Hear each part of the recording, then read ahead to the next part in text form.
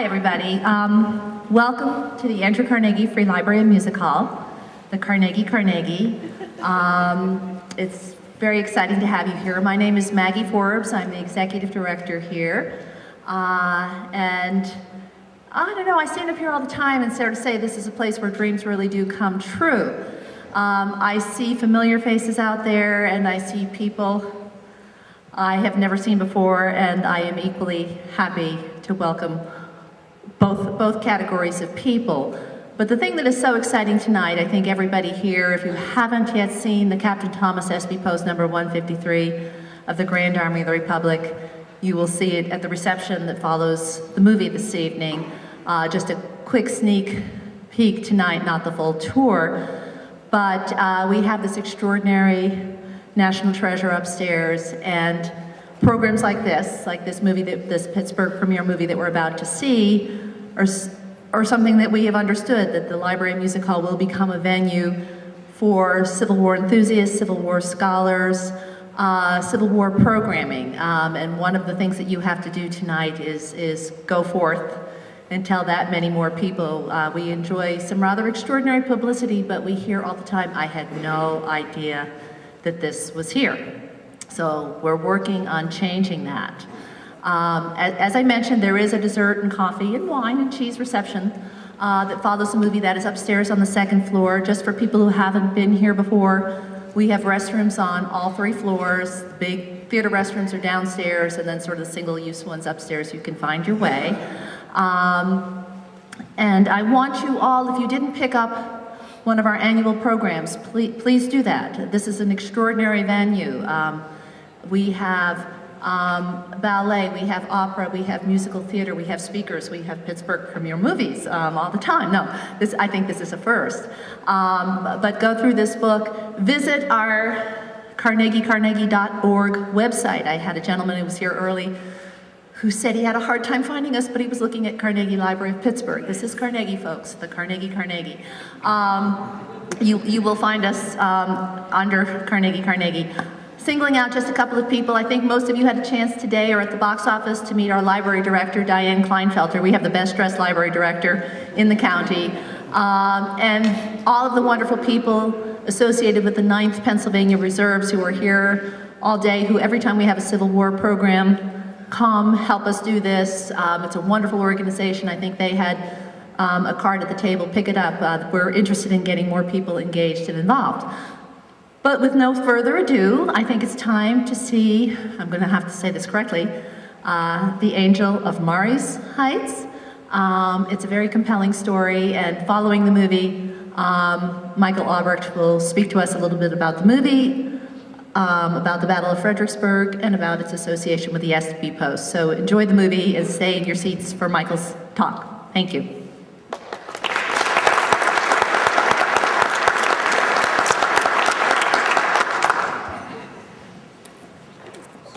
I am so glad tonight that we have Michael Albrecht with us. He's come a long way to come home. He's been living in Fredericksburg as a writer, historian, I guess movie maker as well, and for the last many years, but he was born and raised in Green Tree, not too far away, and he did not know about the Carnegie. Graduated from Keystone Oaks High School and attended the Art Institute of Pittsburgh. He's written 7 books to date. I guess he's going to keep going. I think he should, including The Historical Churches of Fredericksburg and the Civil War in Spotsylvania. I'm just reading some things here because I just think it was the Michael that I met when he called us and said he had this great movie. And I thought, well, gee, that might fit in very well this weekend when we're trying to get people to come see the Espy Post. But I see here he's a contributor to the Baseball Almanac. I hope you know, Michael, that you're standing on the street where Hannes Wagner lived for many, many years. This is Hannes Wagner country. So I'm delighted to have him come here and talk a little bit about the process of making the movie, what it means to him, and tying it into the Espy Post here tonight. Michael?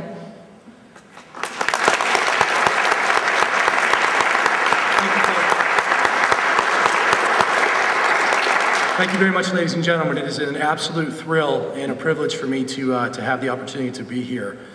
We have done multiple screenings across the South since the movie was released in July. And for me to be able to come up here, back to my hometown, and receive such a warm reception, it's really, really touched me tonight. I would like to begin by thanking Maggie and also Diane and the good folks here at the Carnegie for their wonderful support and hospitality. When we were originally looking at screening venues that we thought would be a very good fit for this film, they were at the top of our list. And when she said thank you, when she said yes, I said thank you because I was absolutely ecstatic about that. I'd also like to take a minute to thank all of the media up here who have done a wonderful job promoting this event, including our friends at the Post-Gazette. Miss Mary Lynn Pitts wrote a very nice piece on us that ran today. Folks at the Green Tree Times, the Signal Item, people up here really did a great job of sort of getting the word out, and I think we're seeing the fruits of that this evening. Our entire cast and crew would like to send their thanks and appreciation as well. Understandably, they are celebrating the holidays with their families.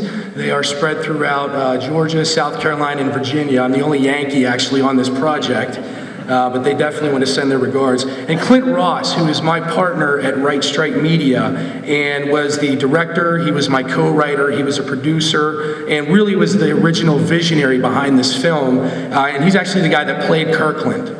And one of the things that I learned as wisdom as a producer is if you ever want to have a peaceful set, cast your director in the leading role. You'll have far few arguments from there. But after tonight, I invite you guys upstairs because we are going to have some information on this particular DVD that's going to be coming out next month, and we're having a special offer for everyone. If you register up there, you will be emailed a special code, and when the DVD is officially released next month with the anniversary of the battle, you guys will get a significant discount, and that's our way of thanking you guys for all of your support that you've given us tonight. Finally, most of the time as I'm standing up on a stage when I do these kind of talks, I'm usually standing and I'm staring out at a room full of strangers.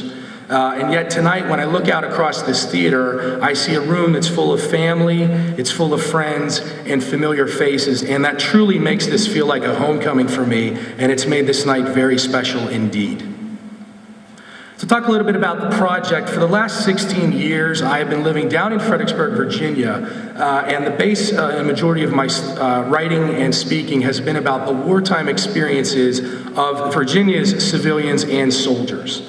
Where we live down in Virginia, we were within a 20-mile radius of 4 of the major Southern Civil War battlefields. So it's hard not to live down there as a historian and not just feel that emulate itself through your work. Richard Kirkland was an individual that he had captured my attention very, very early on. His story is very unique, and I think it's a testament to light amidst some of the darkest periods of American history. And that is why I sort of took him and he became a focal point of a lot of the work that I did. I do a special tour down there where I walk the sunken road and I show people where this story took place. I've written about Kirkland in magazines, I've written about him in periodicals, and his legacy to me is a perfect example of when somebody ordinary can rise to the occasion and do something that is extraordinary. And to know that somebody else's life is more important than theirs. So Kirkland speaks to me on a variety of different levels. Over the years that I have given these tours, I have walked visitors up and down the sunken road along the wall, and I always tell them about the courage and compassion of this simple infantry sergeant. And I've spent a great deal of time talking to people about the 2nd South Carolina. I've talked to them about General Kershaw. I have criticized Burnside and the Union Army for their arrogance. Yet at the same time as I was spending all this attention on talking about the Southern perspective and the Confederates that were on the other side of the wall, I never leapt that wall myself to focus on the Federal troops' perspectives. I never really felt that I gave them the time that was necessary to understand their point of view, and I tended to look at them more as victims and less as soldiers. And when you learn that there were these 11 groups of men that charged into this hailfire, knowing that certain death awaited them, it takes the idea of courage and compassion to a whole new level. So I was considered an authority on Kirkland, but until this project was basically laid in my lap, I was a one-sided authority. And as I set out to co-write a very balanced script, I found myself metaphorically leaping that wall and gaining a newfound respect and admiration for the tenacity of all those Union soldiers that fought and fell on that field.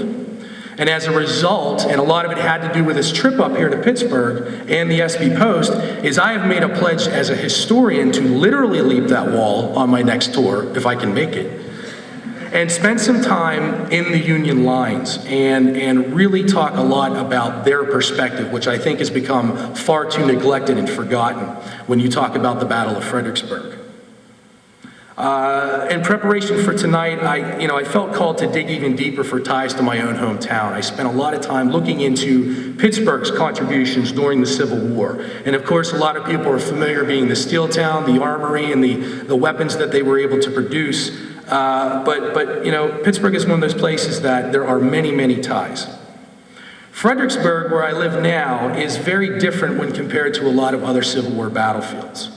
If you go out today to most of the major battlefields, whether it's Gettysburg or Antietam or a lot of these places, they are littered with these humongous equestrian monuments and statues that pay testament to the marquee commanders, these giant sword-wielding titans on the field.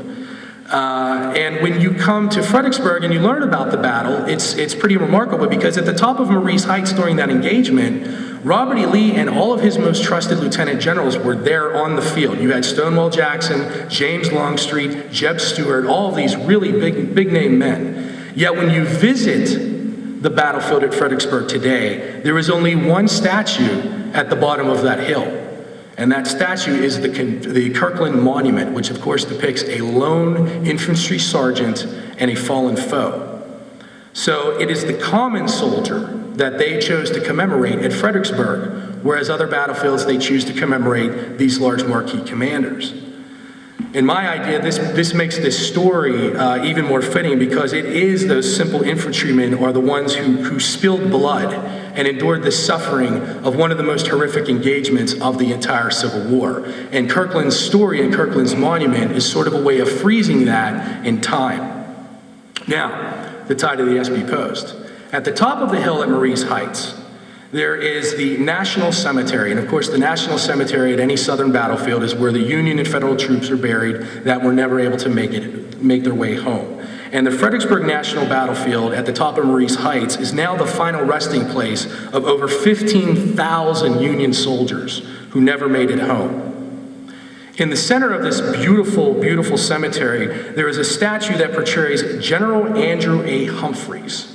And it commemorates his division, which was the 5th Corps of the Pennsylvania Infantry. Now, Humphreys' men took place in one of these doomed assaults, and his men were able to make it to within 100 yards of that ridge before they were completely cut to pieces and driven back. Their unit were one of the furthest to advance on that portion of the Army of Northern Virginia's lines. On the side of General Humphreys' pedestal reads the names of the units that participated in this assault with unparalleled courage and conviction. Included on this list is the 123rd Volunteer Regiment of the Pennsylvania, who were mustered right here out of Allegheny County. And many of these men had ties to Pittsburgh, either as residents or through family and relative relations. We know that 3 to 4 of these gentlemen were veterans who survived the war and were members of the SB Post here. So there were actually people who were in this building that participated in the Battle of Fredericksburg where Kirkland's Act took place. And one of these gentlemen that was a member, he did a very nice job of writing a memoir that talked about his experiences at the Battle of Fredericksburg and the carnage that he had witnessed. And I'd just like to read a piece of that tonight because I think it really puts their perspective in place. He wrote, "On the following day the battle opened, and at 3 p.m., after the corps of Hancock and French had been checked and terribly slaughtered, Humphreys' division, our division, was ordered in. It was a forlorn hope, but gallantly it went forward and charged again and again and again into those deadly, impregnable heights. What brave men dare do they did, but it was all in vain. No human power could stand against the firestorm that swept that fatal ground. The 123rd occupied a position in the line with its right reaching nearly to the pike and bore manfully its part in the battle, suffering grievous death and grievous destruction. Lieutenant James R. Coulter was among them killed, and Captain Daniel Boisel and Lieutenant George Dilworth among those who were mortally wounded and unable to be evacuated from the field. The entire loss to my unit was 21 killed and 131 souls wounded. All night long, we lay in position, and through the weary hours of the following day, exposed to the constant fire of the enemy pickets and sharpshooters, until at 9 at night, when it was finally ordered to retire. Now, I think as a historian, it's very well that we have these words today, as well as the words of thousands of other soldiers who fought in this battle to preserve its history. And in the same way, I think it's very well that we have places like the SB Post here at the Carnegie, which allow visitors to literally immerse themselves in the legacies of their forefathers. The SB Post truly is a national treasure, and it is made even more special by the fact that it was the veterans themselves who established and filled it. This room truly represents the Grand Army of the Republic. It represents how they wanted to remember themselves. It remembers how they want us to remember them, and it is how they want to be remembered in turn by future generations. So this room is very much more than just a museum. It is literally a doorway to our past, just like the battlefields in Fredericksburg. And we have a responsibility, both in the North and the South, to see that places like this are able to be protected and allowed to prosper. Next year in our country, our nation will begin to commemorate the 150th anniversary of the Civil War. This sesquicentennial will last for the next 4 years and be filled with hundreds and hundreds of ceremonies and events that will pay homage to the participants in this conflict. As a native Northerner, now a transplanted Southerner, I hope that we all leap that wall which divided our ancestors and celebrate the reunification of our country that could only truly come through such a war.